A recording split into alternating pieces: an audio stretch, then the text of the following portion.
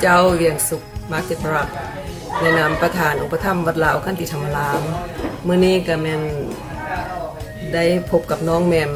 ทีวี USA ที่มาเยี่ยมยามวัดลาวขันติธรรมรามดังนั้นข้าพเจ้าจึงขออยากเชิญชวนพี่น้องมาร่วมทำบุญในเดือน2วันที่8ที่9ที่วัดลาวขันติธรรมรามมี2งานนำกัน1ก็แม่นงานบุญมาฆบูชาเนาะแล้วก็2แม่นบุญเฮ็ดฐานให้ตุลุยพันสั้นซึ่งเป็นประธานพระธรรมวัดลาวคนที่แล้วเพิ่นได้เสียชีวิตนำอันนี้ก็แม่นประหมายเพิ่นเป็นภรรยาของท่านลุยพันสั้นเพิ่นได้เฮ็ดบุญแล้วก็เฮ็ดกองฮดนำ1กองในงานนั้นเพื่อเป็นบุญกุศลอันยิ่งใหญ่ให้แก่ลุยที่พันเสียชีวิตไปแล้วเนาะข้าพเจ้าก็ต่างหน้าคณะกรรมการวัดลาวขันติธรรมรามข้อเชิญชวนพ่อแม่พี่น้อง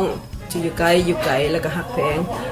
มาอย่างตุลุยและครอบครัวก็ให้เสมาร่วมทำบุญนำกันเนาะก็ขอบใจน้องแมมแล้วก็ค่อยประสบความสำเร็จในทีวีแมมทีวี USA ขอบใจหลายๆ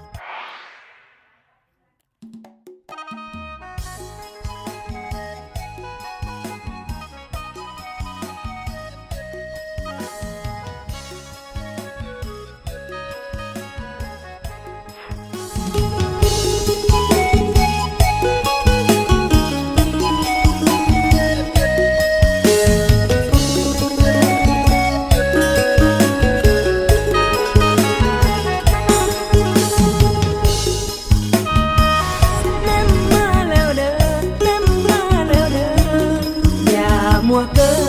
อย่า